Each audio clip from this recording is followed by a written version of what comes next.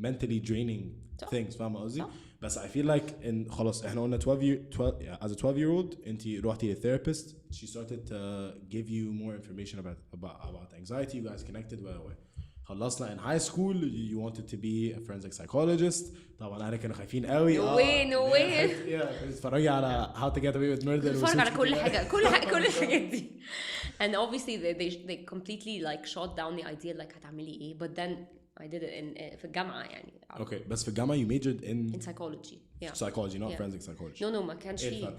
No, forensic psychology يعني تشتغل بقى مع the criminals that you see on yeah.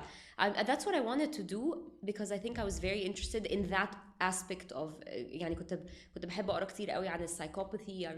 I was so interested in it in a way like why do these people think in a way that's different than us? ليه مختلفين بالظبط. بس طبعا I didn't do that and I just عشان كنت أولا في مصر. what would I have done في مصر؟ كنت هشتغل في مجال يعني it would have been very very narrow الفيلد ده. فقررت ان انا خلاص لا I'm just if I can't do this I'm going to do something else. I'm just gonna I majored in general psychology. بعد كده عملت ماسترز بقى والماسترز كانت برضه حاجة counseling psychology. Counseling. Yeah. Okay. Yeah. When there's a difference between counseling, or there's a difference between forensic وفي clinical. And clinical, you deal with more people who are in clinical, graduate with the clinical psychology. They deal with much more severe issues. Okay. يعني أنت لما تبقى بالضبط schizophrenics like depression that really needs يعني obviously الناس بتروح لpsychiatrist برضو بس الissues بتبقى much more severe. counseling psychologists بيشتغلوا اكتر بيشتغلوا مع الديبرشن والانكزايتي بيشتغلوا more مع الادجستمنت بروبلمز اكتر.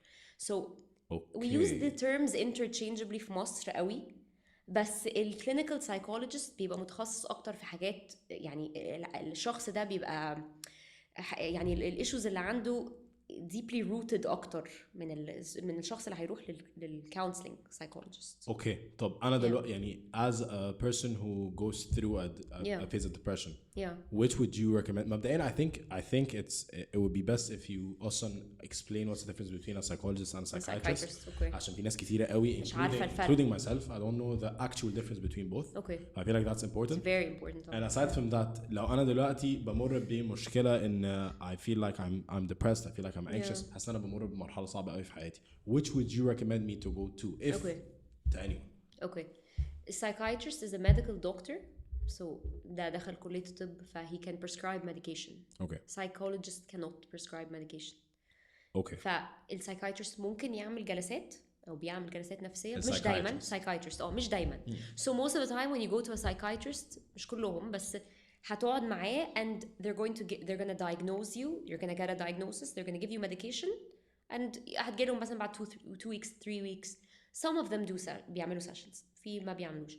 A psychologist would assess you, would give you, may or may not give you a diagnosis حسب بيشتغلوا ازاي, but بيعملوا basically what they do is بيعملوا therapy. Okay. So it's like you go every week, usually it's weekly, and you learn about the skills or the coping tools that you need to get better. Okay. So احنا بنتكلم ان a psychiatrist is more يعني أكتر من ناحية الكيميكال ومن ناحية الأدوية. They can prescribe.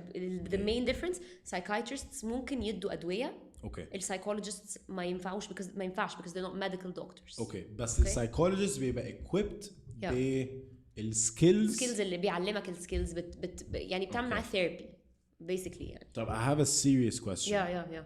Don't you think in being a psychologist would reap more benefits to the person than being a psychiatrist? And let me explain. I'm not trying to عشان again I'm a monkey يعني مش فاهم أي حاجة. لا أكيد فاهم شوية يعني بجد بطل صايع في الموضوع ده.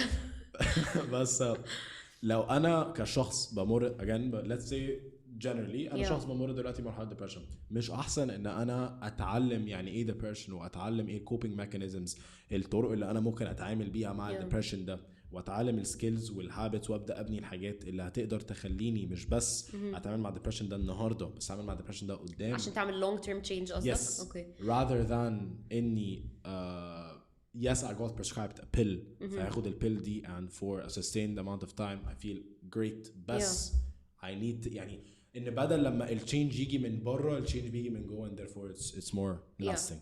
What do you think? I think it depends on the situation. Sorry, it depends on the situation that you're in. في ناس بتحتاج medication. يعني انت لو انت you have severe depression لدرجة ان انت مش قادر تقوم من السرير، لا انت محتاج دواء، انت محتاج تروح لسايكايترست الاول، وممكن تروح لسايكولوجيست ويقول لك I cannot help you unless you were medicated first. لان الدواء بيشتغل ازاي؟ الدواء بيبقى if you're severely depressed you have مثلا ال feel good hormones اللي عندك ال neurotransmitters بالظبط، والسيروتونين والحاجات دي are very low, so that may be causing your depression. If it's very very low it's going to cause the depressive symptoms or the anxiety that you feel. فلازم ناخد دواء نتحسن حالتنا النفسية تتحسن so that يكون عندي استعداد ان انا لما اعمل therapy I do it واخد benefits من الثيرابي. Okay. Some people don't need medication. They just need the right type of therapy. They need adjustments. بس مش كل الناس. في ناس بتحتاج دواء الأول. It's like if you're severely depressed, then العلاج بيبقى بجد 50% الدواء و50% الثيرابي. Wow. Yeah, it's very important. Severely depressed ده اللي انت literally مش قادر تقوم من نفسك. مش بتتحرك، مش بتعمل أو يعني your life is really really suffering. فأنت محتاج إن أنت تاخد دواء. Okay. الدواء مش وحش. انا بسمع ناس كتير قوي بجد انا رحت للسايكايترست ومش هاخد الدواء، انا خايفه اخد الدواء. الادويه مش وحشه، الادويه زي اي دواء تاني. انت لو عندك سكر هتاخد دواء، لو عندك مشكله في معدتك او لو عندك اي حاجه في جسمك هتاخد دواء. we need to treat our brain. It's an organ.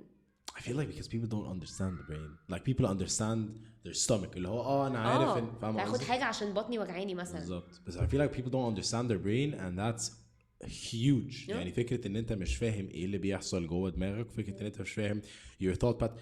يعني I've been meditating recently and I talk a lot about this on the podcast because I want to preach it. أنا كده مش يعني لسه بادئ. بس حلو عامة. Meditation is huge and what it basically does is it allows you to understand and you are not your thoughts. And a lot of people don't understand that you're not your thoughts. ناس كتير قوي بيفكروا ان لو انا بفكر ان انا عايز اعمل حاجه غلط therefore انا شخص I am a bad person. Exactly, which is not true. Which is not true. فاهم قصدي؟ I feel like احنا because of how much we don't understand the brain الواحد بيبدأ يحس ان هو لا انا مش عايز اخد في حاجه تلعب في دماغي. That's a big part of why a lot of people refrain from aside يعني من حرميتها في الدين بعيدا عن الدين تماما. That's why a lot of people refrain from substance use. حاجات زي weed، حاجات زي يعني عامة marijuana LSD الكلام ده كله عشان it tricks your brain أو it plays games with your brain. Exactly. بس أنا مقتنع definitely مقتنع بفكرة إن الدواء ممكن يعمل chemical release أو يعدل chemical imbalance في الدماغ 100% طبعا. بس ده لو احنا بنتكلم على حاجة severe. بس what about people who take Xanax and who take يعني الناس اللي بياخدوا مهدئات عشان يهدوا كده. Yes. عشان أنا أعرف ناس كتيرة قوي and they self medicate and it's يعني بيوصلوا بقى المراحل إن هو لو ما خدش الزانكس ما خدش نص حباية ما خدش حباية اوف اليوم بيتضرب. عشان الزانكس من الحاجات اللي طبعا ممكن تبقى addictive بس مش كل عايزه اقول تاني مش كل الادويه. الزانكس من الادويه definitely ممكن يبقى addictive بس قصدي عشان كده we never self medicate never. مش عشان انا اختي اخذت حاجه وهي ارتاحت فيها خلاص انا كمان هاخدها، لا طبعا. بس احنا للاسف ماشيين بالمبدا ده. انا مش عارفه مين اخذ حاجه ده ريحه هاخد انا كمان نفس الحاجه، لا طبعا. لازم اروح لسايكايترست ياسس بيست على وزني وسني وكل الفاكتورز اللي مخليه يوصل للدايجنوسيس ده. هو ده اللي ما هو طب شغل الراجل ده شغلته ايه؟ لو احنا هنروح نروح مثلا نفس الحاجه اللي انت بتاخدها انا اخدها ومش عارفه مين تاخدها، خلاص هو شغلته ايه؟ ما ينفعش. we cannot self medicate. it's the most dangerous thing you can do. Really? Very very dangerous. وللأسف ناس كثير قوي بتعمل كده.